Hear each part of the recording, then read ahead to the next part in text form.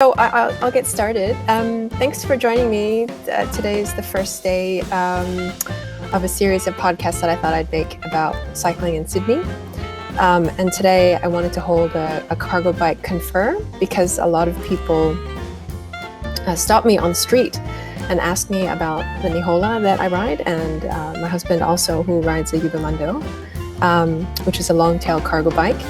And what I thought I'd do, just the format today, is I'll just go through a little presentation that I put together of how we actually use a cargo bike, and then I thought I'd open it up for questions. So basically how we use cargo bikes. So we use them to transport kids, for shopping, transporting stuff, basically for everything, and how we deal with the rain, and our various bikes that we've used. Secondly, then I'll talk about how the Nihola is to ride and how it handles. Thirdly, the necessity of electric motor boost here in Sydney, the range of the Nihola, how far we can actually go, and any issues that we might have, and then there'll be some time for questions and comments. So to kick off, basically this is the Nihola day one. We picked it up from Glowworm after they'd installed the electric motor boost, and Julius is about 7 months old. He's in a Weber baby capsule, and Ophelia's about 4.5. And we're just going around doing a bit of practice because I'd never ridden anything like this before. And very quickly we found it indispensable. So how do we use our cargo bikes? Well, so basically I use the Nihola, and I use it for shopping and carrying kids. The thing that you notice when kids get older is that they get bigger, and your ability to carry as much as you remember is slightly hampered, but even still, I can carry a week's worth of groceries with kid and Nihola. An even larger kid, this is Ophelia, can also fit with a week of groceries, and then of course they can help to unload. Transporting kids to lunch on the weekend is pretty easy, and I generally carry 2 kids, but one at a time works pretty well too. The cargo bikes basically help us to carry a lot of things. So my husband here has his Yuba-Mundo, and he's transporting two bicycles on the back of his long tail. And then there are things like cargo bike races, and generally speaking, if you decide to enter a cargo bike race with kids, fully loaded with gear, you're set. In this case, I didn't win. I was just competing against one other person. I think it's the Christmas presents that we had in the cabin that just weighed us down. And so we use the cargo bikes in place of cars all the time. Here we're in Melbourne, and we're going to a cyclocross race, which is about 18 kilometers away from Fitzroy North. So it was a great choice because the kids stayed warm and dry, and my husband was warmed up by the time we arrived. And my son won his bounce bike rate despite a little bit of intimidation from bigger kids, and my daughter took first place for the girls. So it was a great way for all of us to get warmed up. And also in this case, I'm riding an Urban Arrow in Melbourne.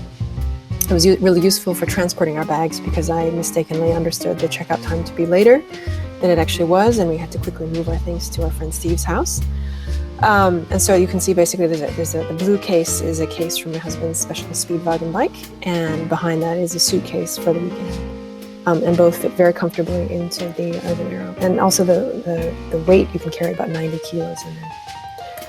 So back to everyday life in Sydney. Inevitably, if it starts to rain, the cover keeps everything and everyone dry. Of course, you're out shopping and it starts raining. The rain cover that we have is custom made by Nihola, and it's very effective for keeping the kids dry. It comes in lots of different colors. I chose pink camouflage for visibility, which is kind of ironic. And when it rains here in Sydney, it of course contributes to the congestion on the roads. So most of it we avoid. And in this case, we're on the shared bicycle and pedestrian way on our way to childcare. My husband deals pretty well with the rain and the Yuba-Mundo. So the kids wear their raincoats. And in this case, I made a rain skirt for my son to keep his legs dry. My husband has a nice raincoat, and they're off to childcare. And again, parking no issue. We just pull up right to the front gate of childcare, for example. And also no parking issues. After going grocery shopping on Oxford Street, there's very limited parking, I think, as everyone knows. And what we do is we just lock up very close and then load up. And there's even opportunity to catch my son doing the nose pick. We can also take friends and bicycles and scooters along. So one seat has a 5-point harness, and then there's a larger seat belt that keeps them both strapped in. So a lot of people ask me what the Nihola is like to ride, and how does it handle. So basically the lean here is really important. So in this photo you can see I'm turning right onto Pitt Street from Park. What's important to remember is that you're actually on 3 wheels. So if you lean over too much into your turn, you'll basically end up on 2 wheels, which I've done before, and you just lean the other direction and the wheel goes back down. But what I do is I keep my body weight on top of the seat to counterbalance. The top of my body is leaning because of gravity, but my weight is centered. Again, this is less of a problem with heavy loads and with 2 kids. And we also have an electric motor boost installed because Sydney is very hilly, and we need to get to where we want to go quickly and safely. So here we're going along pretty fast on Kent Street. As you can see, kind of twiddling along. And this is a really great cycleway that's dedicated for us bicyclists. And this is the very steep road that's behind St. Mary's Cathedral. And basically I have 1 child, so we're ascending pretty fast. And I am on the cycleway because I am accompanying a child who's under 12. If I have 2 kids, I basically need to stand up midway. It would be impossible to go up this hill without the electric motor boost. And again, the point of a bicycle is that you want to ride it as much as possible. And unfortunately, if it's very difficult, then you won't use it. So that's why we've decided to put the electric motor boost in. So you can see here also that body position is also very important for comfort and riding. I personally find it more comfortable to be more upright, to have an upright stance. And I like the Nihola a lot for that reason. And there are days when it rains and stops, and so we can ride with the cover half open. If it's windy, it's better to close the cover, as you can see here that the wind can basically be caught in the half open cover, and then you can basically makes it really difficult to ride. Okay, so things to remember when going downhill is that basically your mass is much greater, so you will go faster. And what I do is I keep my hands on the brakes at all times. So I cover my brakes, it's called, and I have firm yet flexible arms to basically take any bumps on the road. And the other reason why we installed the electric motor boost here in inner city Sydney is because it's so hilly, and this is Riley Street, which is basically an extremely steep hill to get up. And again, it just makes it a lot easier. And people say to us things like, how far can you go? But the question is then how much do you want to pedal? Because basically the electric motor boost gives you, as much exercise as walking, except of course it extends your range. So people are always asking us, what's the range of the Nihola? This depends on the battery power, and we have 2 batteries, and they both have a range of about 70K. And so again, 1 battery takes us 70K. We have 2 batteries. On this particular trip, we're actually going to Cabramatta, and we ran out of battery power about 8 kilometers from home. So I had to ask our daughter to walk with a friend while I pedaled, because there were a few hills. So of course this is a bit extreme. So what's more normal is that we have a journey. We had a journey recently where it was a kid's birthday. They both have the same birthday on the 18th of April.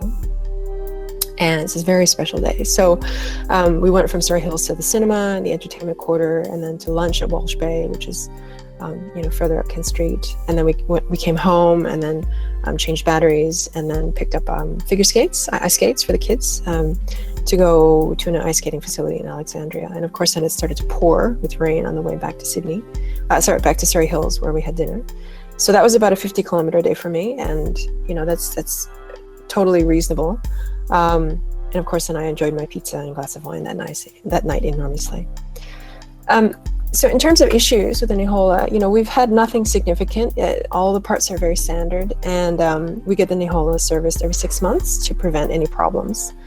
We keep the tires well inflated, and my husband installed a chain keeper. Sometimes the chain falls off, the chain ring, which is probably because of the force of the electric motor.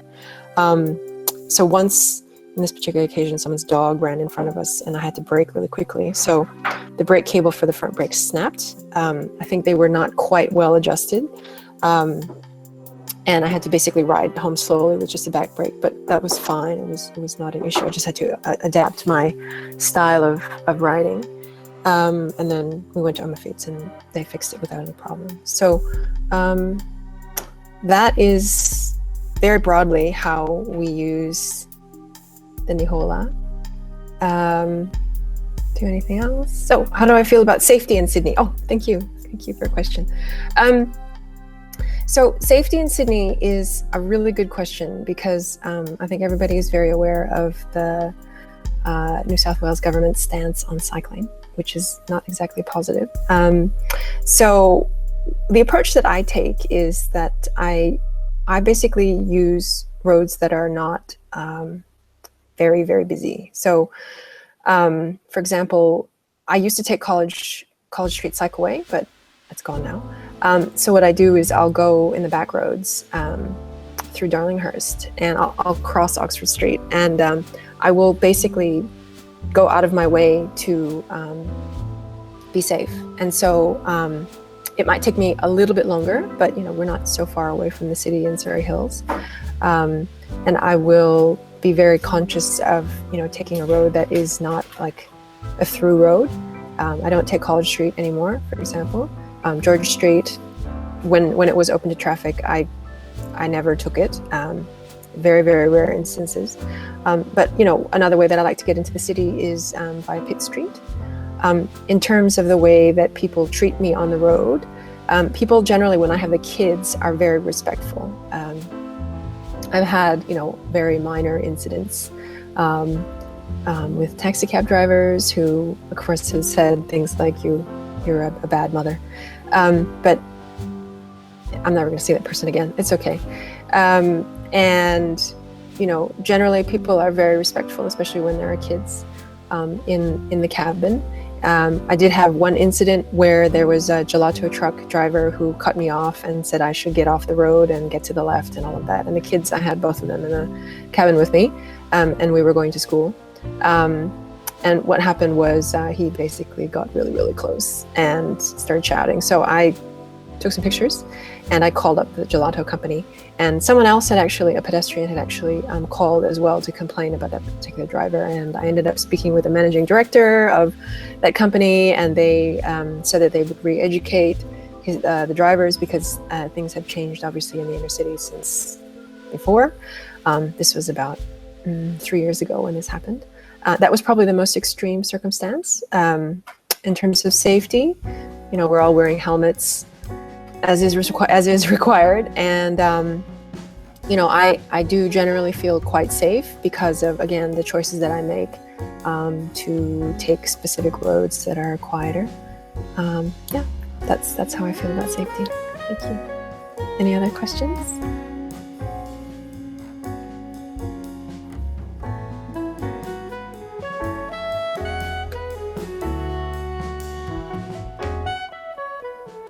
Don't be shy. Feel free to ask any questions that you might have. It's a new format, this Google Hangouts. I think something that a lot of people ask me as well is, how do you manage? How do I manage my helmet? Because very good question from Tamara. I get stopped a lot, is the honest answer. There was one week that I was stopped 3 times, and that was just terrible. So what usually happens is I'm going along on the bicycle, either with the kids in the cargo or just by myself on the bicycle. And a couple of times they've turned the sirens on, like I'm a criminal. And one time I was shouted at by the policeman to pull over. And so I pull over, and my helmet now, it has a sticker. I'll just leave it at that. It has a sticker. It is legal in the US, the UK, and Europe. And I don't think that the Australian head is that different from the heads that live in the US, UK, and Europe. So my helmet has a sticker. And when the police come over and they say, oh, you're not wearing your helmet, I say, no, yes, I am. I take it off and I show them, turn it over upside down, and they usually say things like, oh, I didn't know that was a helmet. And generally speaking, they've been really nice about it. Usually when the police smile, that's a good sign, everything's fine. And yeah, I've had the policemen on the motorcycles stop and ask me, and I say, yeah, it's a helmet, and show them the strap. And I smile at them, and they say, oh, I really like your helmet. And then I've said, I really like yours too. And then they smile. Everything's fine. So that's how the police react to my helmet. They don't know what it is, and I have to be very patient and explain it to them. Good question. Thank you. Any other questions?